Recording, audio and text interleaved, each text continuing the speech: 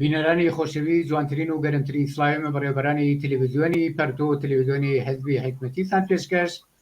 لە خزمەتتانان بۆ پێشکەشکردنی بەرنامەی ئەو هەوتەی تەلەڤیزیۆنی پەرتۆ لەم بەشە لە بەرنامە ساڵەی سەرداری دەبیری کۆمیتەی کوردستانی حیزبی حکمەتیزمان لەگەڵا بۆ جوابدانەوە بە ئیتلاعیەیەکە لە تەرەف سازمان زەحمەتکێشان و سادر بووە. پێشەوەی پرسیارەکانم مارە سەبکام ساڵی سەرداریەکە دەنگی منەبیسی خۆشەتی بۆ بەرنامەی تەلەڤیزیۆنی پەرتۆ. بەڵێ سڵام هەیە بۆ خۆت و هاوکارانت و هەروەها بینەرانی تەلەڤیزیۆنی پەرتۆ فەرموون. زۆر سپاس بۆ تۆ. ساڵی سەرداری وەکو ئاگاداری بە دوای ئەفشاگەریە کە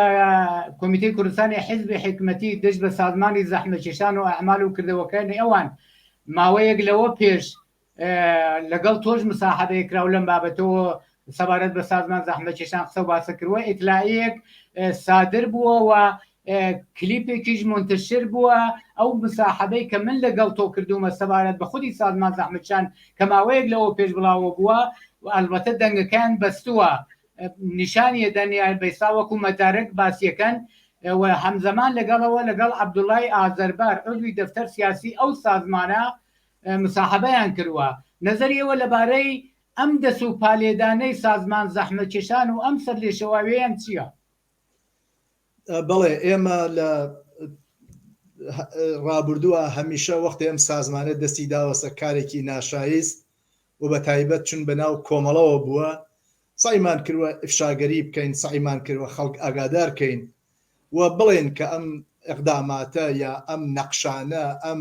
تەرحانەوە ئەمانە هەستیان چەنێ تەزادی هەیە لەگەڵ منفعەتی خەڵکە و چەنێ تەناقوزی هەیە لەگەڵ ئەو ناوە و ئەوان لەسەر خۆیان ناوە. بۆیە بەهەرحاڵ لە ئیدامەی ئەم بەحس و قسە و باسانەی ئێمە و زۆر کەسی تر غیرە حیزبی حکمەتیست و کۆمیتەی کوردستان زۆر کەسی تر قسەیان کۆ لەم بارەوە ئەمان تا ئێستا تا هەفتەیە لەمەوبەرکەم ئیطلاعیە سادر کراوە و دوێنێ و پێرەیش عەبدوڵای ئازەربار هاتووە قسەی کردووە هەر کلیپیان داناوە و تەوهینیان کردەوە و بێ احترامیان کردەوە و بەرعەکس ئیدعایەوە هەستیان جوێنفرۆشیان بە ناوهای مختلفەوە کردووە بە تەک تەک بریامگەل مخالف خۆیان نەتەنیا حتا بە ئێمە بە زۆر کەسی تروا خارج لە ئێمەیە و حتا دەورانی وا لەگەڵ خۆیانە بوون. بۆیە بە نظر من لەم رابطە تحت فشار بوون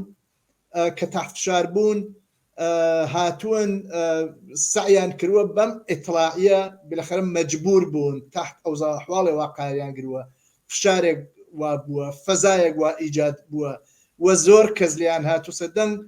هاتوون ئیطلاعیەکیان بەناو کۆمیتە مەرکەزیەکەیان و سادر کردووە و هەروەها عضوی دەفتەر سیاسیشیان هاتووە لە ئیدامەی کلیپەکەیانە قسە و باسییان کردووە. ئەوان جورئەتیان نەکردووە ئەو قسە و باسەوامە لەگەڵ تۆوا کردومە لە عەقل دەنگەکەی خەنە سەر زاهرەن لەم ئیطلاعیە و لەم قسە و باساوە ئازەربار ئەیکا سعیەکەن پۆزێکی سیاسی مەسەڵەن بەگن بەخۆیانەوە کە تا آخر ناتوانێت ئیدامەی باوە. بەرحاڵ ئێمە متهمەکە بە هین لەگەڵ جەهەد لەگەڵ جمهوری ئیسلامی و ئێمە سەر پرسیارەی جمهوری ئیسلامی بەهەرحاڵ ئەمە ئەوەیە. بۆیە من پێم وایە وا ئەزانن مەجبور بوون کە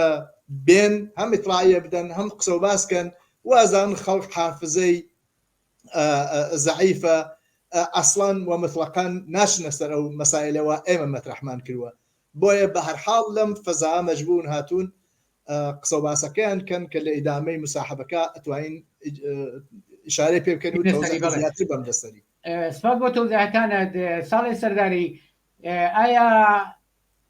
فقط حزبی حکمەتیز و مشخصاً کۆمیتەی کوردستانی و حیزبە بووە و شخصی ئێوە بوون کە سازمان زەحمەتکێشانتان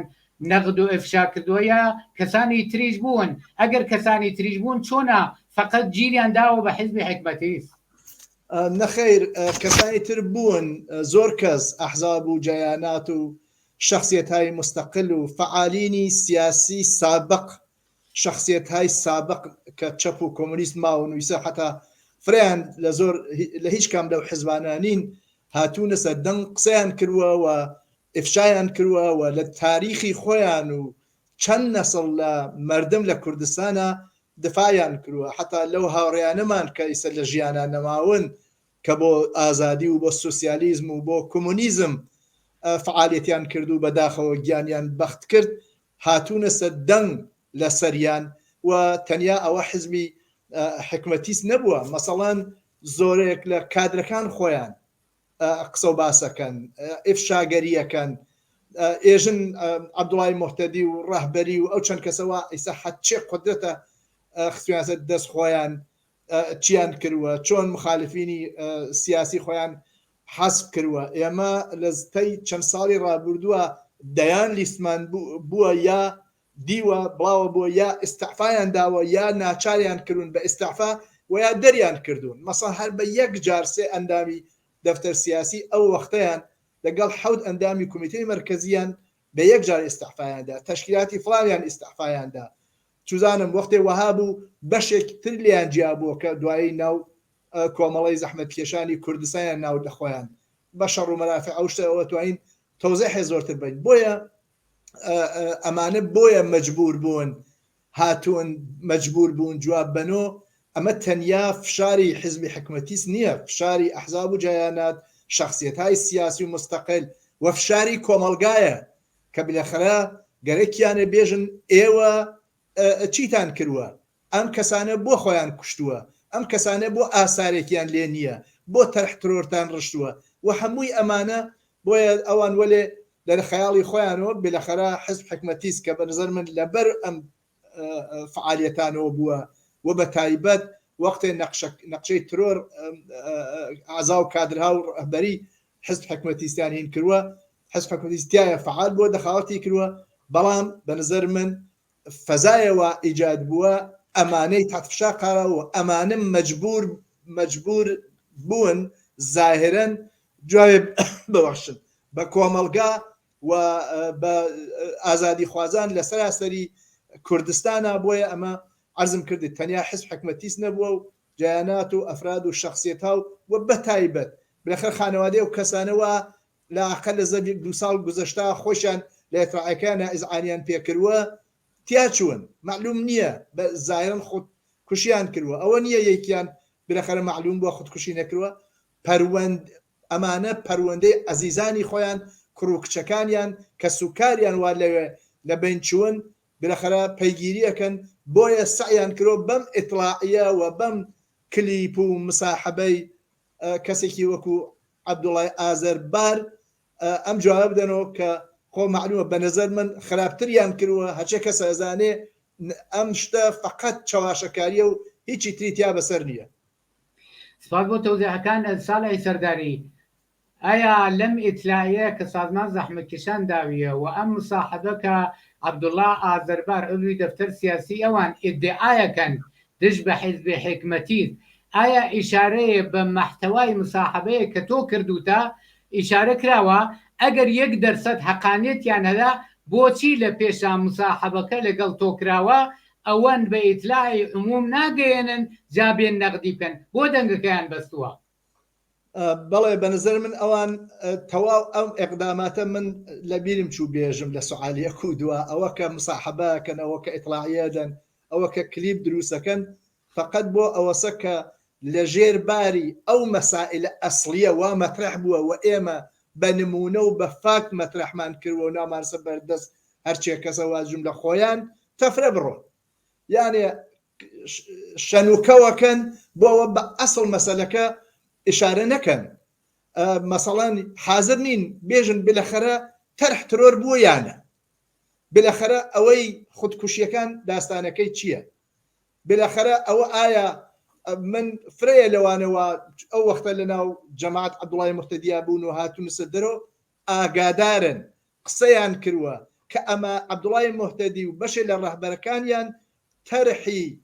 یەکسەرەکردنی کۆمەڵیان بووە بۆ بچن کۆمەڵی حزبی کۆمونیستی ئێران لە ناوبەن کە لە داهاتووە ئەشە یەک کۆمەڵە بێ کە لە ئەچنۆ ئێران مەسەڵەن یەک کۆمەڵە بێ و ئەو دووکاکەیان لە بین بن حەملە بکەن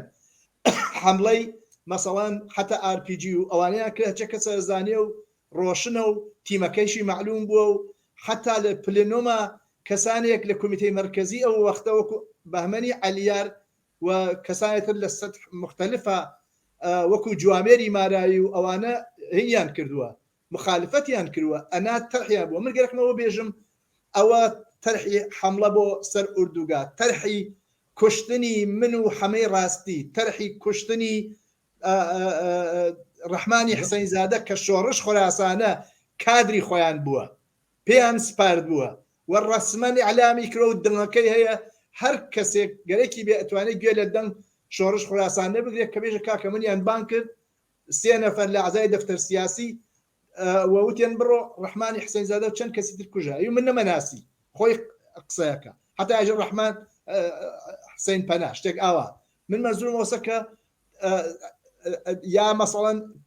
پارەی حتاوە کە ئەو ڕۆژە بێن ئێمە بەکوژن درابوو پێیان یعنی خۆیان ناوخۆیانە بەو کەسەوە قار بووە تیمەکە بێن و ترۆرمانکەن و شناساییمان بکەن کە دوایی ئەو کەسە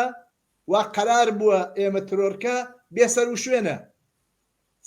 هیچ کەس نازانێ هالێکوێ ئێمە سوعالم لیانەوەسە بێ زەحمەت بێژن ئەو کەسە ئیسا هالێکوێ تا ئیسە جوێبێن بە خانەوادەکەیان ئەوە داوەسە کە گوایە لە چۆسۆ بۆ ناوچە لە دیواندرا کەوتۆسە مەحاسرە ئیسە و ئیسە خانەوادەکەیشی پەیگیریەکەن تا ئیسە نەیانتوانیوە مەسەڵەن جوایە بدەنەوە بۆ خانەوادە ئەو کوڕە چی بەسەر هات یا مەسەڵەن نمونەیەکتر کە خۆیان لێلادەن هەرم کوشتنی ئاپۆی حسەینیە ئێمە ئێدعامان نەکردووە هیچمان نەوتووە خۆ ئەوە دادگای ئەربەتە ئەو حکومەی سادر کردووە کە ئەم کوڕە نەکوژراوە ئەم کوڕە کوژراوە خۆی نەکوشتووە یا بەس بێسەر و شوێنکردن کەسانێکی تر گرەکماوە بێژم ئەم سازمانە وەختێ تێت لە ئەسڵ قەزیەکە و ئەبێت جواباتۆ جواب نهاتۆ بە هیچ کەس فەوری ئەچێ بۆ چەواشەکردن بۆ ئەوە هەوەسی خەڵکەکە پردکە بۆ بە ئەسڵی مەسەلەکە ببەخشن جواب نهاتۆ ئەچێ ێژێ حکمەتیستەکان و نازام کۆمیس کارگەری و ئەچێتە سەر سابقەی ئێمە هەرچە کەس دەزانێ زۆر ڕۆشنە خەڵکی کوردستان خەڵکی ئێران نزان هەر ئەوانەی خۆیان زن گەرەکمەوە بێژم ئەگەر ئێمە مەسەڵەن ئەمانە خۆگەر ئیدعامان کردایە لەوەبەر هیچ کە باوەڕی نەکرد وەلی ئەمانە هەمووی فاکتە جوامێر ماراوی قسەی کردووە شۆڕش خوراسانە قسەی کردووە نازانم کەسانێتتر قسەیان کردووە کە لەو پلنۆما بوون کە قار بۆ بچن حزبی کۆمەڵی حزبی کۆمونیست ئێران ئوردوگاکەی بگرن و فلان و فیسار ئەمە داستان فعالیت ئەم ئاغایانە بووە وا ئیسە خۆیان بەناو کۆمەڵەوە ناوە بن و فلان و فیسار و لەجێی ئەوە جواب سوعالەکان بدەنەوە جواب بەم ئدعانەوە ئێمە و خەڵکێکی زۆر هەسیان مەسن 12 کەس بێلەخەرە بۆچی ئەشێ لە ئوردوگایەکە تیا بچێت 12 کەس لاقل 12 تا 16 کەس خودکوشیان کردووە بۆچی جوابێ نانەوە بە خانەوادەکانیان بە عەزیزانیان بۆچی مەسەڵەن ئەلعان من نازانم سم کۆی بەنەفشی هێشتا شتێکی ڕۆشنیان لە موردۆ نەوتووە گەرەکمە ئەوە بێژم ئەمانە لە ئەم ئیطلاعیاوە لە ئەم مساحبە ئەم جەنابانە هیچ کامێکیان بەو مەسائلە ئەسڵیەوە ئێمە لەسەری قسەمان کردووە وە فاکت هەست وە سەنەت هەست و هەچە کەسە دیویە لە دنیا بڵاوە بووە لە فیلم و چزانم ئەمانە هین ناکەن دەسەکەن بە هەڕەشە و گوڕەشە و ئەم ئاغای ئازەربارە دەسەکە بە هەڕەشە و گوڕەشە لێ مۆمانان و جەماعەتی مخالفی سیاسی خۆی بە دوژمن ناومانەبا و خۆ معلومە کەسێ وابکە معلومە چۆن بەرخۆردەکە بە مخالفین سیاسی خۆی ئەمانە مخالفین سیاسی خۆیان ترۆر کردووە بۆ ئێمە ئەقدامیان کرد نەیانتوانی خونسا و پوچەڵمان کردەوە تەرحەکانیان بۆیە ئێمە حتا بتوانین لەمە لەسەر مەسائلە ڕۆین ئەمە کۆمەڵات تاریخ ئێمەش بووە هەتا ئەم ئاغا تا ئێوارە تەوزیح بە هیچ کە ناتوانێت فعالیەتی نەسڵێ لە کۆمونیستەکان وا کۆمەڵی کرد بە کۆمەڵە و ئێمە نەخش و دەور ئەساسیمان تیا بووە این کاتەوە جامعەی کوردستان و خەڵک و هەر ئینسانێکی شەرافەتمەند و ئازادی خواست لەو جامعە ئەزانێ و ئێمە گەرەکمان نییە ئەمانە زەحمەت و ڕەنجی 3-4 خەڵکی کوردستان کرێکار و زەحمەتکێش هەزاران ڕەفێقی ئێمە وایسە لە ژێر گڵان و زۆر کەس لە فعالینی سیاسی و کۆمونیست تەلاشیان کردووە زەحمەتیان کێشاوە فعالیت کۆمونیستیان کردووە ئەمانە ڕەنجی بە بابن ئێمە بۆ کرێکار و زەحمەتکێش هەوڵمان داوە ئێمە بۆ ئازادی و ڕەفا هەوڵمان داوە ئێمە بۆ ئەوە خەڵک لە کوردستانە خۆیان لە مورد ئایندەی خۆیان و تعین تەکلیفکەن هیچ بەند و بەستێ خارج لە ئێرادەی خەڵک قابل قبول نییە بۆیە گشت ئەمانە ئەوان بێجوابن لەیلادەن سعیەکەن تادیدکەن سعیەکەن چاواشەکاریکەن سعیەکەن بەحسە ئەسلیەکان و مەسئلە ئەسلیەکان بەلا ڕیاب وە تۆهمەتە لە هەرچێ کەسە ئەمە داستان ئەوەسە کە ئەمان بە هیچ شتێک لەوانەوە ئێمە و ئەحزابتر و فعالی سیاسی تر و ئازادی خوازەکان مدعین و ئەسنادی هەست وەکو ڕۆژ ڕۆشنە جواب نادەنەوە سعیەکەن بەلا ڕێیا بڕۆن و بێحورمەتی و تەوهینی شەکەن زۆر سەد بۆ تۆزەکانت ساڵی سەرداری هەر لەم مساحەبەیە کە لەگەڵ عەبدوڵڵا ئازەربارێکن عەبدوڵڵا ئازەربار ئیدعاکا و ئەڵێ ئەم ئەفشاگریانەی کە حیزبی حکمەتیز ئەیکەن دژ بە سازمان زەحمەتکێشان لە جەهەت و ڕاستا و هاوکاری غەیرە مستەقیم لەگەڵ جمهوری ئیسلامیە ئێوە جوابتان بۆ ئەم ئیدعای عەبدوڵڵا ئازەربار چییە؟ بە نەزەرم ئەمە شەرماوەرترین شتێکە لە مورد ئێمەوە کەس سازمان زەحمەتکێشان یا عەبەی ئازەربار بێژێتی ئەزانی چۆنە ئێمە هەرچە کەسە ئەزانێ ڕۆشن و سەریح لە مەقابل جمهوری ئیسلامیە 40 ساڵە وێساوین و ئیسەیش ئەوێسین بەڵام ئەمانەش وەکو مجاهدینن تر مەسەڵەن هەر کە انتقادیان لێ بکە هە لە پاڵ جمهوری ئیسلامیە و ئەزانن ئەمە ئەگەر بەکاربێنن لە عەلەی ئێمە و ئازادی خوازەکان بێدەنگە بین سکوتەکەین ئەمەیان گرۆ بە دەسۆ و مرەتەب ئەوە جمهوری ئیسلامی ئیسرائیلەکە ئەوە جمهوری ئیسلامی کردی بە نازام زیرە لە بەیەتیغ فلان و فیسار بۆ ئەوم بێدەنگ بین هیچ شتێ ناتوانێت بێدەنگکە ئیتمینانیان پێدەم لێرەوە پیانی ئەعلامەکەم ئێمە حتا ئاخرین تواناییمان لەسەر دفاع لە خەڵک کرێکار و زەحمەتکێش لەسەر ئارمانی ئینسانیەکەمان و دفاع لە خەڵکی بەشمەینەت و ئەو کەسانەوە لایەن ئەمانەوە تەحفشارن کۆتا ناین هەرچێ کەسە سابقەی ئێمە و ئەوانەزانێ ئەڵێن دز ئازا و ساحێماڵی سابقەی ئەمانە ڕۆشنە بە فاکت کێ لەگەڵ جمهوری ئیسلامیان نزیکە ئێمە یا جنابی مهتەدی وا لە حەسیب ساڵح سلێمانیا لەگەڵ سێ چواردانە کوڵە ئیطلاعاتی و پازدارە دانیشت ئێمەی کۆمونیستەکان ئێمەی ئازادی خوازان یا ئەوان لەم ماوە چەندین و چەندی جار بە واستەی کەسانێ لە حکوومەتی هەرێم دانیشتنیان بووە لا ئەقل خالدی عەزیز دو سێ موردی لەم بەینە باس کرد ئێمە لەگەڵ جمهوری ئیسلامی هاوجاتین یا ئەوان بە دوور لە چاوی خەڵک ڕۆیشتن لە نروژە لەگەڵ نمایەندگان جمهوری ئیسلامی قاتڵ ئەو هەموو ئینسانە دانیشتن دوو جار نە یەک جار بە وەساتەت و چوزانەبین کە جمهوری ئیسلامی هیچی پێنەدان ئەمانە مرەتەب ئامادە بوون سازشکەن گەرەکمەوە بێژم لەو ڕۆژەوە ئەم سازمانە لەدایک بووە هەتا ئیستا لە فکری سات و سەودا بووە بۆچی جیابوونەوەیان لەسەر چی بوو لە کۆمەڵە و حزبی کۆمونیستی ئێران ئەو وەختە بوو یا خاتەمی بەحسی دیالۆگ و تەمەدون ها و فڵانکی ساری کرد و سلاحی مهتەدی لەگەڵ ئیسلاح تەڵەبانە کە ڕەهبەر عەبەی مهتەدی بووە هەمیشە قسە و باسی کرد داوای کرد لە خاتەمی جا ئەگەر تۆینی ئێمە خۆ بەشێکین لەو وڵاتە و ئەو وەختە ئێمە ئفشامان کرد ئەوە پێیان وا بوو ئەوەی ئیسلاح تەڵەبانە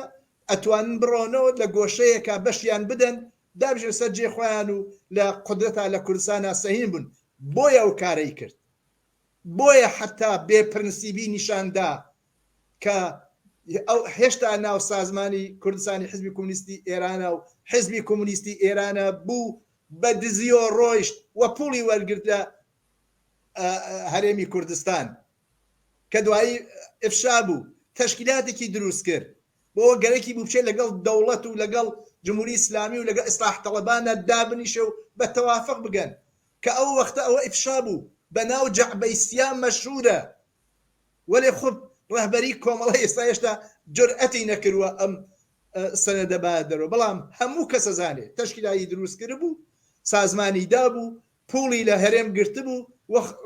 چووە بەقەڵ خۆی چووە دەرەوە لە حزبی کۆمونیست ئێران و کۆمەڵە ئێمە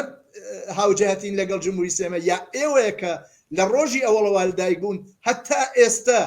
پاڕاو نەسۆ لە کوڵە پاسدار و ئیطلاعاتیە بێ دانیشە لەگەڵتانە چون لە نروژە ئەو کارەتان کرد دانیشتن لەگەڵ مەقامات جمهوری ئیسلامی مەقامات جمهوری ئیسلامی ئایسەش لایەکیان لێ بکاتۆ چوار نەعل ئەچن بەرەو جمهوری ئیسلامی ئەمانە خۆ مەسەلەیان ئەوە نییە کە خەڵکی کوردستان چ دەستکەوتێکە بێ لەم چوارچێوە زندگیەکەی چی لێ کار و فعالیەت و اقتصاد و ئازادیەکانی چی لێ مەسەلەیان تەنیاوەسە خۆیان بەدەسڵات بگەن و هەر بۆیە ئەلان لەگەڵ ئەو ئەحزابترا خەریک هینن کە سۆزی ڕۆژی ئێتفاقی بکەوێت لە جامعی کوردستانە بڕۆن و خۆیان تەحمیل کەن بەسەر خەڵکا و نازانم هێزی پلیس داینە و کمیتەی فلان دانێ ئێمە ڕاستای جمهوری ئیسلامی یا ئێوەیەوە مرەتەب ڕۆژ بە ڕۆژ و مانگ بە مانگ و ساڵ بە ساڵ لە فکرەوە بوون نزیکی تان کردووە دانیشتون لەگەڵ جمهوری ئیسلامیە بۆیە ئەمە فقط و فقط بۆ ئەوەسە کە وا ئەزان ئێمە ئەترسین لە ئەمە پێمان بێژن ئەو قسانە جمهوری ئیسلامیەوە بڵاوێ کاتەوە یا هاوجەهەتن جمهوری ئیسلامی گردنی ورد هەرچێ کەسە مەوزە ئێمە و سیاست ئێمە و فعالیت ئێمە کەم یا زۆر ئەزانێ کە لە ڕۆژ ئەوڵۆ ڕۆشن و قاتع بەرامبەر بە کل نظام جمهوری ئیسلامی بەرامبەر بەو ئیسلاح تەڵەبانە و ئاغای خاتمی و جبهەی متحد کوردەوە ئاغای مهتەدی پشتی پێوە بەست و چوزانم خۆی حازر کە بڕوات لەگەڵیان و بەشی بدەن قاتع و وێستا ئەسنادەکەی هەموو هەست بۆیە ئەمە بەنظر من تەرفەندێکە ئێمە ناترسێنێ و ئێمە بەکار خۆمان ئیدامە دەین مەوزەعمان لە مەقابڵ جمهوری ئیسلامی و هەر کەسە کار ڕۆشنە کۆمونیستەکان هیچ نیان شاردووەسۆ مەوازە خۆیان و سیاست خۆیان و لە هەچێ بابەتەوە ڕۆشنیاکەوسە و وتویانە ممنون ساڵی سەرداری هەرم شخصا عەبدوڵای ئازەربار مدعیە دەڵێت دەلایلی حملەی حزبی حکمەتی بە سازمان زەحمەتکێشان ئەمەیە کە گوایە دووبەشی سازمان زەحمەتکێشان قەرارە ببنەوە بە یەک نیگەرانیەکان لەمەیە و وحشەتەکان لەمەیە وەی ئەمە فشاگەریان ناکەن سەبارەت بەم مەسەلاڵێکی ئایا گەرم دوو سازمانەی یەک ببنەوە خودکوشی و ترۆر زۆرتر نابێت لە ناو خۆیانە من یەکشت بێژم ئەم ئاغای ئازەربارە وا ئەزانێ ئێمە ئەم فعالیەتانە یام ئفشاگەریە لەبارەی ئەمانەیەکەین لەم سێ چوار مانگەی گوزەشتایەوە ئەم دوودانە سازمانە گەیەکیانە بە یەکۆ نزیک بنەوە ئاغای ئازەربار لە ڕۆژ ئەوەڵۆ هەتا ئیسە ئێمە خۆت ئیشارەت کرد بە یەکێکیان کە مەسەڵان وەختی ئێوە گەرتان بوو لە حیزب کۆمونیست ئێران و لە کۆمەڵە جیابنەوە وە بچن کۆمەڵەیەک وە ئیسە ئاواز دروستکەن بەرەمبەرتان وێساوین دەرنەتیجە ئفشاگەری ئێمە نەقد ئێمە بەرخورد ئێمە بە ئێوە بە سیاستەکانتان و بە ئێقداماتی ترۆر و نەقشەی کوشتن مخالیف سیاسفە هیچ ڕەبتێکی بەم داستان ئێوە کە بن بە یەکێ یا بە نەبن بە یەکێ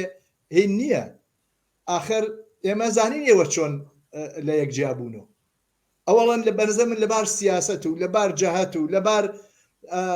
تاکتیک و ئەوانە هیچ فەرقێکیانم دوو سازمانە بە یەکۆ نیە شاید ئەم جەماعەتەی تریان لە یەک دو ساڵ گوزەشتا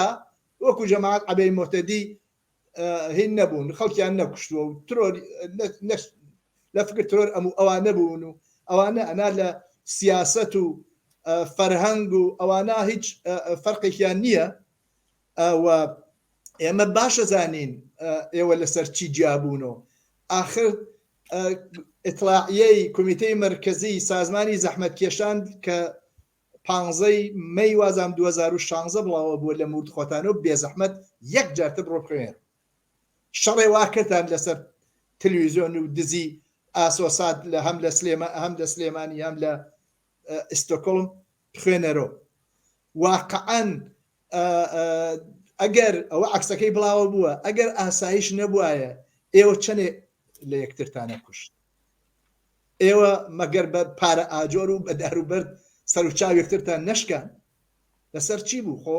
تاکتیک و فلان و فیسار یا فعالیتەکانتان هینی فقط لەسەر چودان پوڵ و سروەت و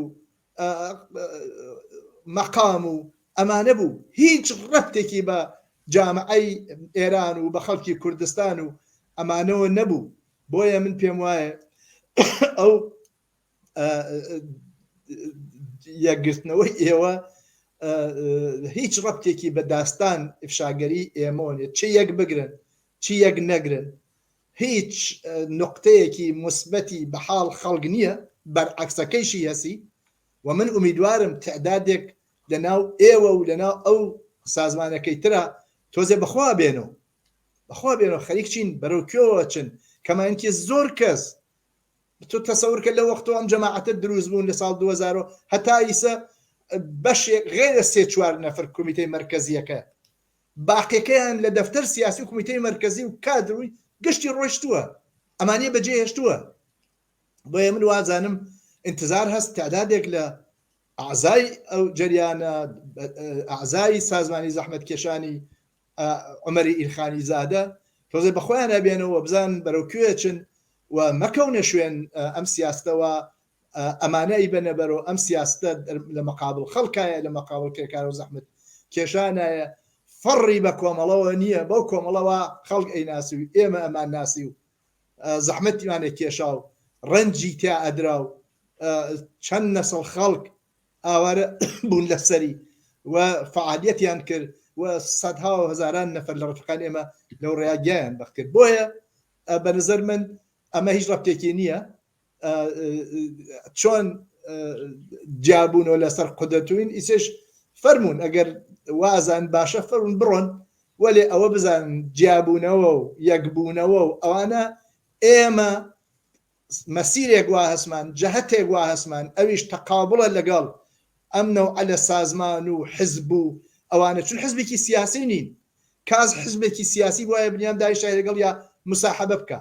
ئەوە نییە مەسەڵەن سعیان کردووە پۆست بگرن لە ئیتڵاعیەکان و لەم مساحبەی عەبدوڵای ئازەربایجان فەوری لە گۆشەیە ترۆ